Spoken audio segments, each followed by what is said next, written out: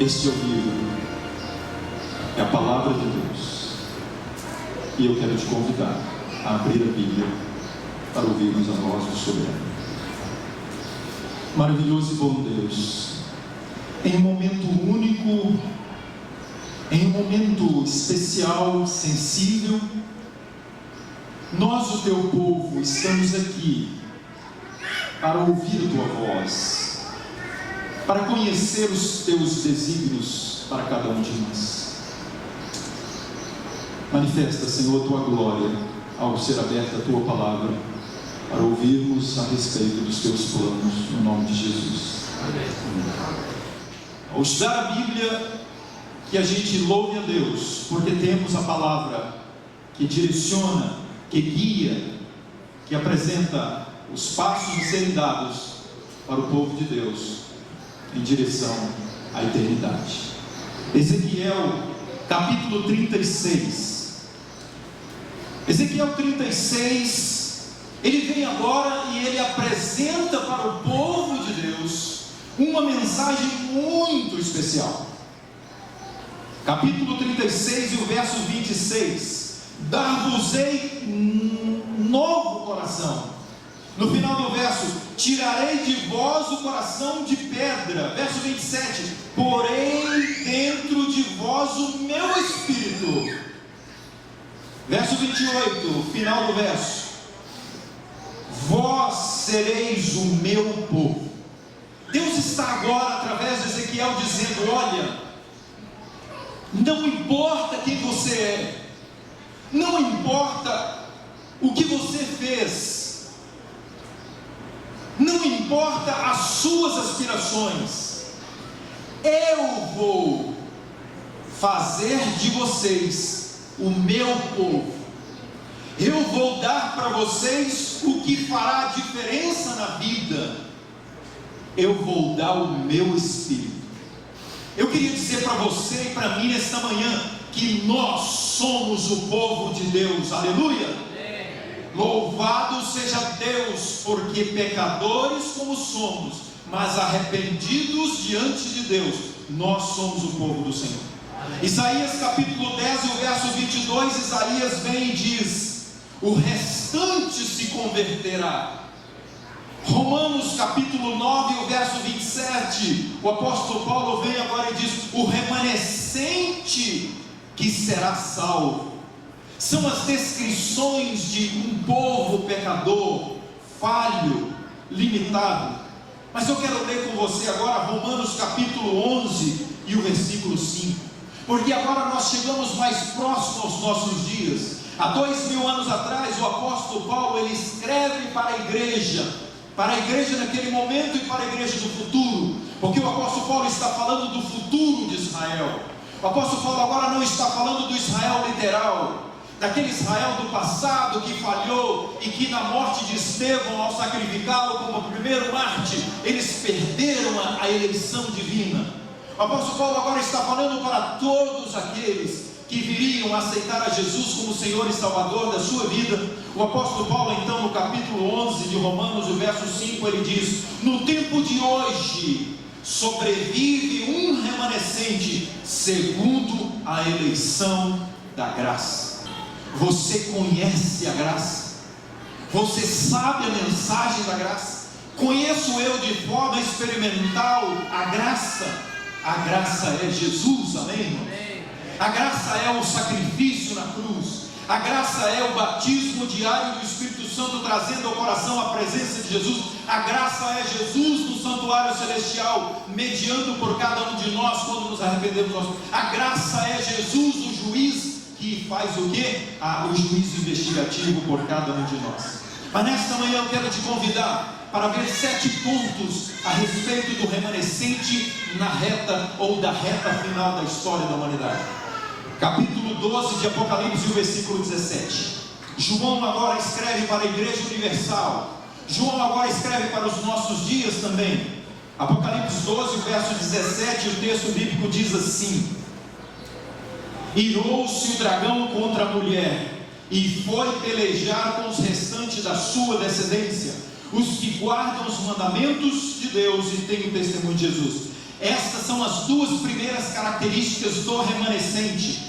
Amados irmãos, o povo de Deus nos últimos dias, ele tem um perfil, ele tem características. O povo de Deus nos últimos dias precisa conhecer quais são as características do remanescente para a reta final. Capítulo 14, versículo 12, nós encontramos a terceira característica do remanescente fiel para os últimos dias.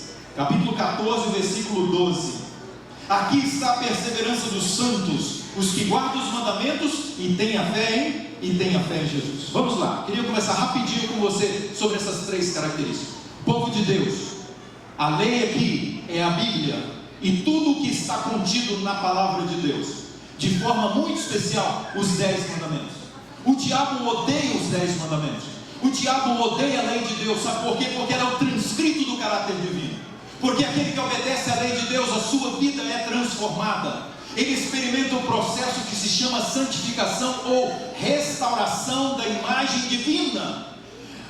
O remanescente fiel, ele abraça a lei de Deus e ele experimenta a renovação divina.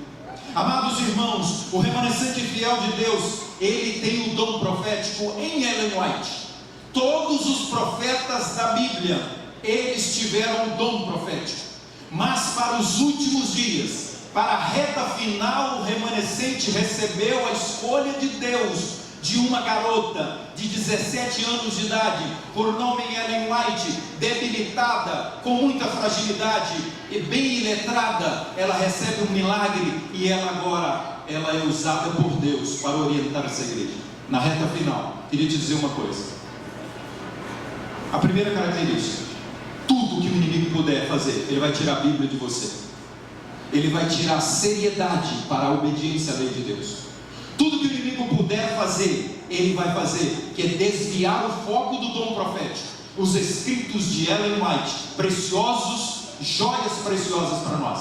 Não se conforme com alguém se levantar diante da igreja e dizer: a minha escritora favorita, a educadora, queridos irmãos, a profetisa. A Bíblia diz isso. Por favor, irmãos, não vamos deixar aquilo que é a orientação de Deus. Os que rejeitam os testemunhos do dom profético, eles correm um risco sério de enfraquecimento espiritual. Terceiro, que nós lemos Apocalipse, diz a fé em Jesus. A fé em Jesus, meus queridos, é o ministério da justificação pela fé. A terceira característica, ela é ligada à terceira mensagem angélica. E a terceira mensagem angélica é a justificação pela fé. É aquilo que Cristo fez e aquilo que Ele faz e fará por cada um de nós e pela nossa salvação. Segundo ponto, eu gostaria de ver com você Apocalipse capítulo 14, versículo 6. Nós encontramos agora a descrição da certidão de nascimento de um movimento. Irmãos amados, nós não somos qualquer povo. Você que está aí adorando a Deus pela internet, quem sabe eu tenho alguém aí que não tem a fé adventista. E aqui nesta manhã também, eu queria te dizer que ao estudar a Bíblia, nós descobrimos a data de nascimento do movimento do advento, o movimento daqueles que acreditavam e esperavam a volta de Jesus. Amados irmãos, capítulo 14, versículo 6 diz assim: desde o versículo 6 até o versículo 12, nós temos aqui as três mensagens angélicas. E as três mensagens angélicas devem ser proclamadas pelo remanescente nos últimos dias. O que nós encontramos? E vi outro anjo voando pelo meio do céu, tendo um evangelho eterno. Qual a mensagem? Verso 7: temei a Deus e dai-lhe glória, pois é chegada a hora do seu juízo, e adorai a Deus. E aqui a descrição: qual o dia para adorar a Deus? No dia de sábado, porque foi ali que celebra a criação. Mas vamos lá. Meus queridos irmãos, a volta de Jesus sempre foi o foco do movimento do advento. O movimento do advento, irmãos, trocava e trocou qualquer coisa pela esperança da volta de Jesus. Por isso, jovens, qualquer coisa. Por isso, crianças, qualquer coisa. Por isso, homens, qualquer coisa. Por isso, mulheres, qualquer. Pais, famílias, igreja, qualquer coisa nesta vida não pode sobressair a certeza e a esperança da volta de Jesus. Caso contrário, ficaremos neste mundo. Caso contrário, passaremos pelo lago de fogo. Caso contrário, não iremos abraçar Jesus e dizer para Ele: eu te amo, querido Jesus. Nesta manhã, meus amados, a segunda mensagem angélica, ela está no capítulo 14 e o versículo 8. Caiu a grande Babilônia. Queridos, por que isso? Porque nós precisamos conhecer quem é Babilônia, como Babilônia caiu, a partir de qual século Babilônia mais de forma direta caiu. Nós sabemos muito bem que a queda moral e a queda espiritual de Babilônia, que foi o que? O movimento que Jesus iniciou no primeiro século como a igreja cristã. No quarto século, essa igreja se afundou e seguiu na direção das trevas espirituais e das trevas morais. Então o sistema religioso agora, que foi assumido pelo poder romano papal, eles agora, sob esta liderança, eles se relacionam, eles se prostituem, eles contaminam, está em Apocalipse 17, não só a Babilônia, mas como as filhas, aquelas que vieram depois de Babilônia, a partir de forma especial do quarto século. Terceira mensagem angélica está no capítulo 14 e o versículo 9. Ela é uma mensagem que fica meio dividida aqui, porque diz: se alguém adora a besta e a sua imagem recebe a sua marca. Ao longo da história, a besta tem sido adorada, mas na reta final, de forma mais intensa, a besta montará estratégias para alcançar o máximo possível de adeptos e adoradores. Eu queria te dizer que há muitos sistemas hoje, que há muitas áreas hoje que estão interligadas com o sistema da besta. Por quê? Porque a besta que emerge da terra, você sabe muito bem qual é, os Estados Unidos da América do Norte. A besta que surge do abismo, você sabe muito bem que foi o período do iluminismo, da Revolução Francesa, aonde se aflorou a afronta à palavra de Deus e ao próprio Deus, dizendo que Deus estava morto. E você sabe muito bem, a besta que emerge do mar é o poder religioso romano que vem ao longo da história se preparando para os últimos dias. Queridos e amados irmãos, esse não é o ponto principal da terceira mensagem angélica, porque a terceira mensagem angélica é a justificação pela fé. Aonde está isso, pastor? No final do verso 12 diz: o remanescente tem a fé em Jesus, a justificação pela fé. Só que eu gostaria de dizer para você uma coisa, se você não sabia. Imagine nesta manhã, se eu tivesse sem o meu braço direito, e eu precisasse de 2 braços para pegar algo, eu precisasse de 2 braços para carregar alguém, como eu faria com apenas um braço? Eu queria te dizer que a mensagem de saúde é o braço direito da terceira mensagem angélica. E o remanescente fiel de Deus acredita, abraça a mensagem de saúde. Vamos para o terceiro, Apocalipse capítulo 14, versículo 6. Diz para nós agora a respeito de um anjo. Vi outro anjo voando pelo meio do céu. E esse anjo agora tinha uma mensagem.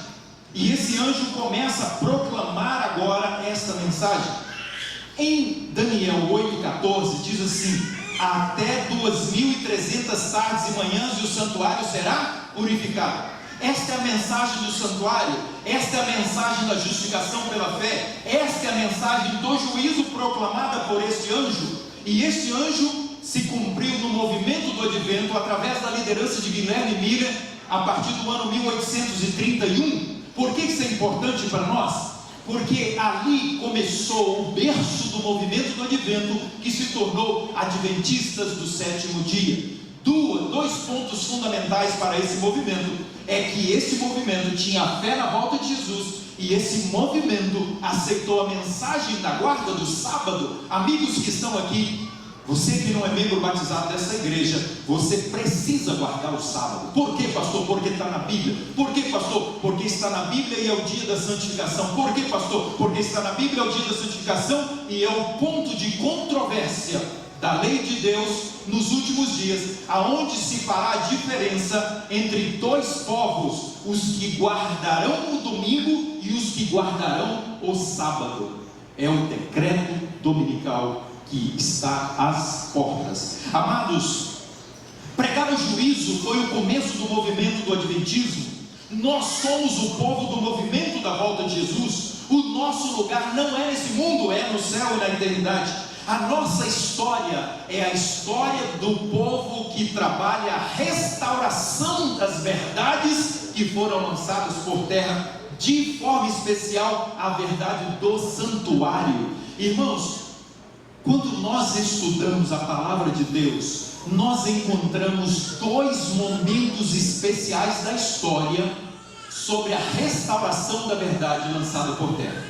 Martinho Lutero veio no ano 1517 para levantar o movimento da reforma, que iria agora restaurar o que? A verdade lançada por terra. Qual foi a verdade naquele momento? Justificação pela fé. Ok? Naquele momento. O povo remanescente e fiel de Deus vem nos últimos dias para restaurar o que? Principalmente a mensagem do santuário, que é a mensagem da justificação pela fé. Nós temos um foco, o nosso foco está lá no alto, o nosso foco é no lugar santíssimo, aonde o amor da nossa vida está ali intercedendo, está ali realizando o juízo investigativo. Amém? Agora eu convido você para o quarto ponto. Quarto ponto, meus queridos, já é agora para os nossos dias de forma muito especial. Eu convido você, só vou citar os textos. Jesus, ele formou um movimento. Esse movimento passou a se chamar cristianismo. Esse movimento fez diferença no mundo. Esse movimento mexeu com o trono e com o reino de Satanás. E agora então, o que acontece? Jesus escolhe 12 homens, e Jesus então dá uma ordem: muito bom obedecer. Manda quem pode, obedece quem é sábio. Amém? Você ia dizer quem tem juízo, é isso mesmo, também. Mas é mais do que ter juízo. Às vezes obedecer, para mim e para você, pode ser medo das consequências, sabia? É verdade. Um filho às vezes obedece, deixa de fazer aquilo ali, mas lá no seu coração ele não obedeceu, porque estava com medo dos castigos. Mas queridos, aquele que é sábio, ele obedece por amor. Aquele que é sábio, ele se entrega por amor. Aquele que é sábio, ele tudo para o sábio é um amor. Amados, capítulo 1 e o verso 4 de Atos diz: determinou-lhes que esperassem a promessa. Jesus disse para os discípulos: esperem a promessa. Qual é a promessa? A promessa era o batismo do Espírito Santo, a chuva temporânea. Uma ordem, queridos irmãos, a ordem era que eles deveriam ir para Jerusalém e buscar intensamente o Espírito Santo. Nós precisamos buscar o Espírito Santo nos últimos dias, irmãos, para experimentar aqui agora hoje a chuva temporânea, para amanhã receber a chuva serôdia. Atos capítulo 1 e o verso 14, eles foram obedientes, eles foram ajuizados, eles foram sábios, porque eles foram, e a Bíblia diz que permaneceram unânimes em oração pelo batismo, uma atitude de obediência. Nesta manhã, em nome de Jesus, eu tenho autoridade do céu, porque eu estou pregando a palavra de Deus, para dizer para você, que você deve ir para a sua Jerusalém, e deve buscar a promessa de Deus, amém? Obedeça, por favor, tenha são juízo, seja sábio, ora, clama a Deus pela unção do Espírito Santo. No capítulo 2, o verso 14 diz: o resultado foi que todos ficaram cheios do Espírito Santo. Apocalipse capítulo 18, versículo 1, nós temos a promessa para os nossos dias, a chuva serôdia, e lá diz que toda a terra foi iluminada com a sua glória, e ali fala que é um anjo. Ali diz, queridos, que um povo será cheio do Espírito Santo, receberá o refrigério dos últimos dias, receberá o poder da dinamite dos altos céus, o poder espiritual, e esse povo vai brilhar mais do que os discípulos. Olha que coisa impressionante. Quando eu falo esse momento, eu me lembro muito bem que as pessoas queriam tocar na sombra de Pedro. Imagina um negócio desse, irmãos. homem tão consagrado. Agora o Pedro santificado, restaurado, que avançava na sua vida espiritual. Agora as pessoas queriam tocar na sombra dele. A chuva serôdia será muito mais torrencial do que a chuva temporânea. A promessa é para os nossos dias, para os últimos dias. Nós precisamos da temporã para receber a serôdia, e a serôdia virá para o amadurecimento final, para que nós possamos viver o alto clamor e proclamar o alto clamor nas 3 mensagens angélicas. Por isso nós precisamos conhecer as 3 mensagens angélicas. Eu citei aqui, queridos, uma pincelada, um superficial das 3 mensagens. É muito mais profundo do que isso. As três mensagens, né? Eles devem viver ou refletir o caráter de Cristo e proclamar as 3 mensagens. Atos 1:8, e sereis as minhas testemunhas. Amém? Mas, queridos, eu queria convidar você, viva a missão. Queridos irmãos, nós existimos como remanescente para proclamar as verdades. Lá em 1 Pedro 2:9 diz: vós sois raça eleita, povo escolhido por Deus para proclamar, irmãos. Mata trabalho para dar estudo bíblico. Deixa de ir à aula para falar do amor de Deus para as pessoas. Coma rapidinho ali, queridos, para ter tempo. Irmãos, respirar missão é o propósito de Deus para esta igreja. Não venha você e eu pensar que nós temos folga. Não temos, queridos. Se a chuva serôdia será mais torrencial do que a chuva temporã, e os discípulos viviam dia e noite com a ambição de pregar o Evangelho, quem somos nós para ter folga? Queridos, não tem mais tempo para perdermos tempo na TV, para perder tempo na internet, para perder tempo em conversa fiada. Não tem, queridos. Nesta manhã, meus amados, missão é o que nós aspiramos. Ide por todo o mundo e pregai o Evangelho. Agora um assunto que eu gosto de falar. Gênesis capítulo 1 fala a respeito da formação da família. Por favor, família, vamos lá, rapidinho. Gênesis no capítulo 1 e o versículo 27. A descrição da criação do homem e da mulher, da formação da família. Queridos, esta joia preciosa para Deus é aquilo que Deus olha aqui para baixo e os seus olhos brilham e os seus olhos encantam, porque a família, capítulo 1 e o verso: criou Deus, pois, o homem à sua imagem, homem e mulher os criou, verso 28, e Deus os abençoou. Vamos lá, irmãos. Instituição divina, sagrada, eterna. Eu queria te dizer uma coisa: Deus ama de montão a sua família. O seu filho, sua filha ou você pode ser e estar fazendo o que quiser. A família é uma pérola para Deus. Por isso, nesta manhã, faça culto familiar. Reúna a família para conversar sobre as coisas boas da vida. Tirem férias juntos, família. Ah, pastor, não tem dinheiro. Faz como eu, meu irmão. Vai para um hotel de 5 milhões de estrelas. Estou saindo agora e vou para o meio do mato passar 5 dias. No meio do mato não, no sítio onde mora meu irmão. De lá eu volto e vou para o meio do mato de barraca, meu irmão. Sério. Família é um santo legado de Deus. Agora, o que eu vou dizer? Eu vou dizer que Deus abençoou aquele casal e aquela família, e Deus quer abençoar a sua família, a minha família, amém?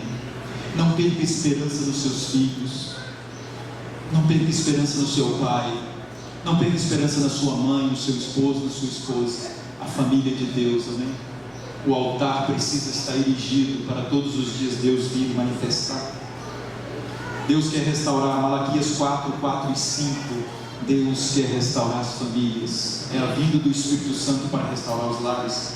Mas Apocalipse 12, 12 diz assim: ai da família, ai da terra, porque o diabo desceu para atacar. Apocalipse 12. Sabe por que você tem problema na sua casa? Sabe por que eu tenho problema lá na minha casa? Porque o inimigo, ele não dá trégua. Marido, te cuida, irmão. Mulher, te cuida. Ele quer minar as forças. Ele quer distanciar as pessoas do círculo familiar. Mas ele é um derrotado. Eu digo para ele aqui e agora, ele não tem vez com a família que tem a Deus. Amém, irmãos? Vamos lá, o quinto ponto, Apocalipse 22, o verso 7. Em Apocalipse 22, o verso 7, nós encontramos a descrição a respeito das profecias da Bíblia. O remanescente fiel de Deus tem um ponto muito especial. Ele aprecia, ele ama as profecias da Bíblia. O versículo 7 diz: bem-aventurado aquele que guarda as palavras da profecia desse livro. Amados irmãos, nós somos o povo da profecia. Nós somos o povo de Daniel, somos o povo de Apocalipse. Queridos irmãos, precisamos estudar intensamente esses dois livros, porque deve ser um encanto para nós conhecermos o desfecho da história. Eu queria dizer para você que nós sabemos o fim da história. Nós sabemos detalhes, irmãos, como as coisas vão caminhar. Pastor, então por que você fala abertamente de decreto dominical? Porque está registrado. Por que você fala abertamente do sistema que vai se unir em prol da perseguição ao povo de Deus? Porque isso é profético, meus queridos. Agora eu queria te convidar para o último ponto: os últimos dias e os eventos finais. Em 2 Timóteo capítulo 3, verso 1, o apóstolo Paulo diz: os últimos dias serão difíceis. O apóstolo Paulo, ele vem agora e diz que a reta final será muito complicada. O povo de Deus vai ser bombardeado. Isso está em 1 Timóteo capítulo 4 e o versículo 1. Leiamos esse texto, que é o penúltimo texto para hoje. Capítulo 4, verso 1 diz: nos últimos tempos alguns apostatarão da fé, serão bombardeados e não vão resistir, vão ceder e vão abandonar a fé, por obedecerem a espíritos enganadores e a ensinos de demônios. Queridos irmãos, distância dos ensinos do diabo, ensinos de demônios, ideias filosóficas estranhas. A Bíblia é o suficiente para nós como um dom profético. Como seremos bombardeados e atacados pelo inimigo nesses últimos dias? A igreja será sacudida. Você sabia que algumas pessoas no coronavírus do ano 2020 não retornaram mais para a igreja? Você sabia que há pessoas hoje que não estão tão intensamente encantadas por Deus, pela Bíblia e pela igreja? Caminho da apostasia não é de um dia para o outro. A apostasia é um processo que vai, as ondas vêm, você afoga um pouco, mas não morre. As tempestades, os vendavais, eles vêm, surgem ideias. Eu queria convidar você. Hoje nós vamos conversar com a liderança sobre alguns detalhes especiais. Mas eu queria convidar a igreja a estudar mais. Gasta seu tempo na internet, em sites, investigações, em palestras, em mensagens que falam a respeito dos últimos dias. Mas com cuidado, filtra e confere na Bíblia, no dom profético, porque isso vai te ajudar e me ajudar. A igreja enfrentará o decreto dominical, meus amados. A igreja será perseguida por sua fé na palavra, na verdade, porque a igreja é fundamentalista. O fundamento da nossa fé é a Bíblia. O fundamento das nossas crenças é a Bíblia. O fundamento das nossas ideias é a palavra. O fundamento para tudo na nossa vida é a palavra de Deus. E o mundo, o sistema religioso, o líder mundial hoje, ele já não trabalha mais isso. As coisas estão sendo costuradas como um grande retalho para que os fundamentalistas que seguem a palavra, só a Bíblia Sagrada, a palavra de Deus, tem a direção oficial para nós. Queridos irmãos, Efésios capítulo 6. O apóstolo Paulo estava se despedindo da sua igreja. E o apóstolo Paulo vem agora e ele dá uns conselhos.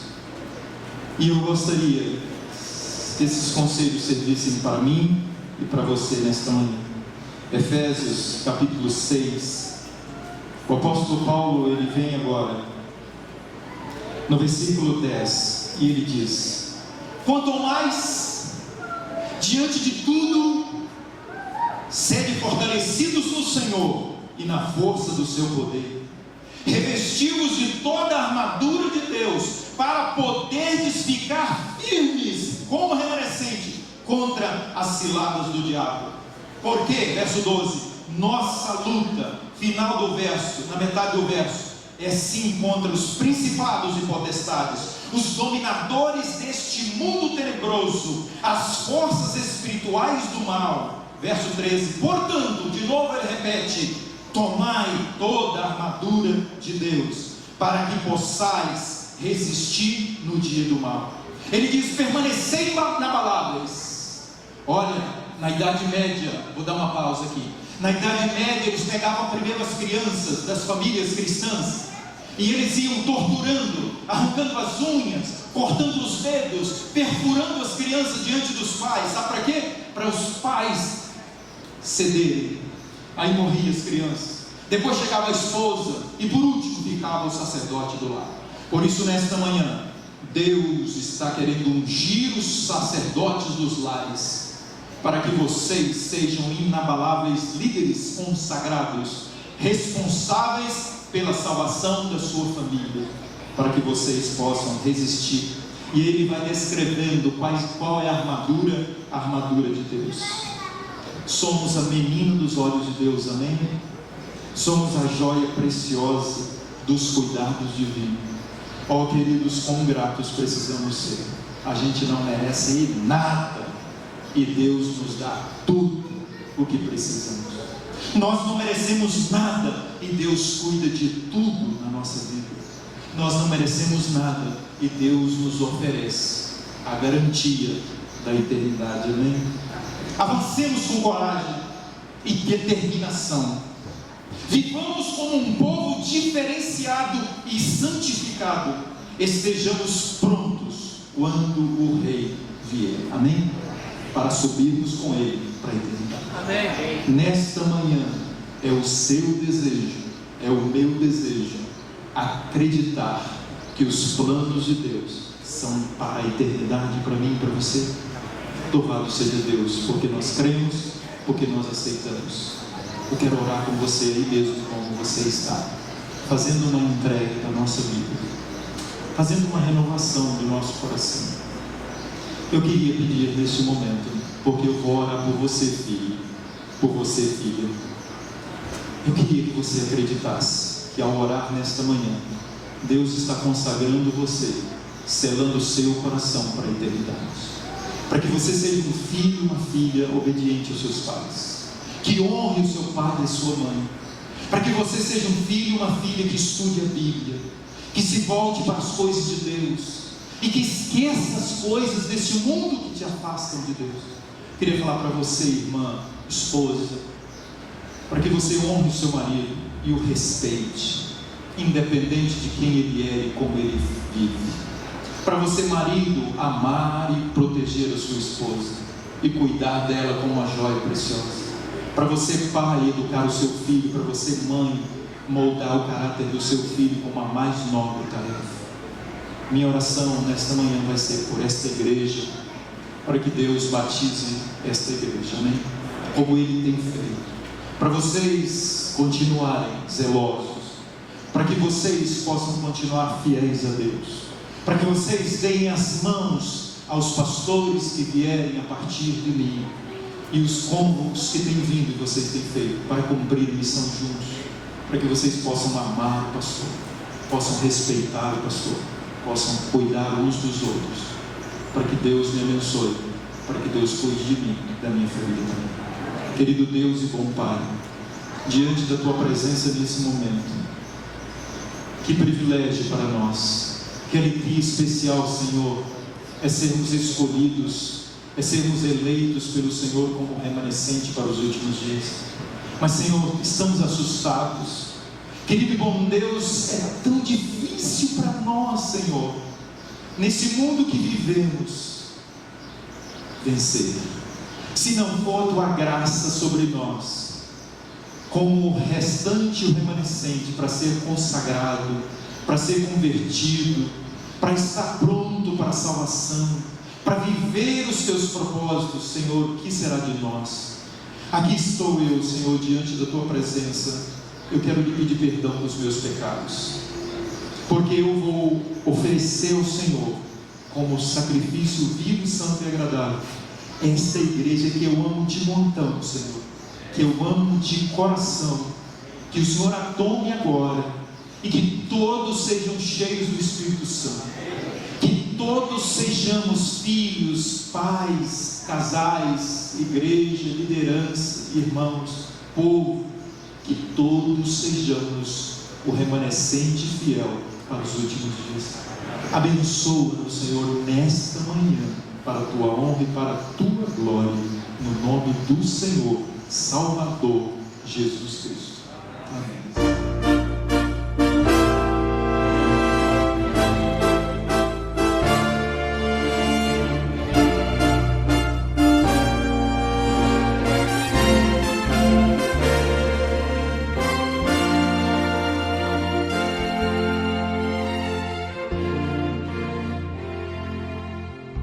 Somos peregrinos em jornada, à nossa frente muitos outros vão, unindo-se aos fortes, encorajando os fracos. Suas vidas são exemplos vivos de Deus e seu amor. E seu amor, milhares que nos cercam, observando estão. Sigamos a jornada com vigor, pois aqueles que passaram, seu exemplo nos deixaram. E a tocha da verdade está agora em nossas mãos.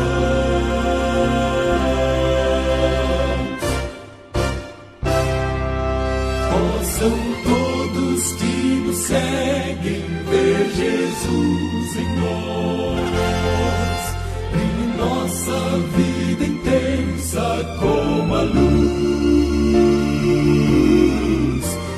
Nosso caminhar possa demonstrar que a força que nos move vem da cruz. Possam todos que nos seguem ver Jesus em nós.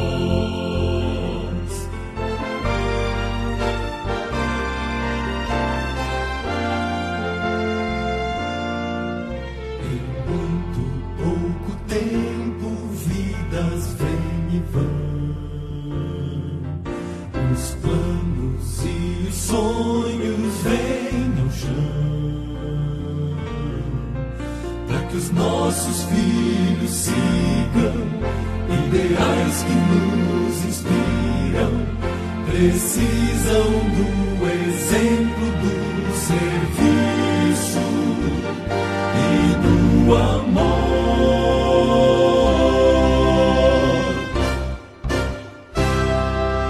Possam todos que nos seguem ver Jesus em nós, brilhe nossa vida intensa como a luz,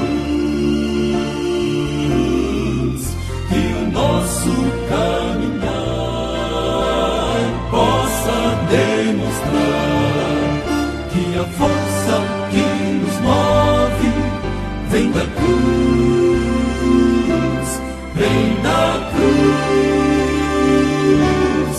Possam todos que nos seguem ver Jesus em nós, brilhe nossa vida intensa como a luz,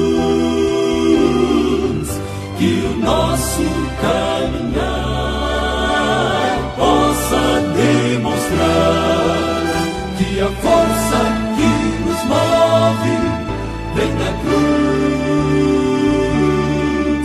Possam todos que nos seguem ver Jesus em nós.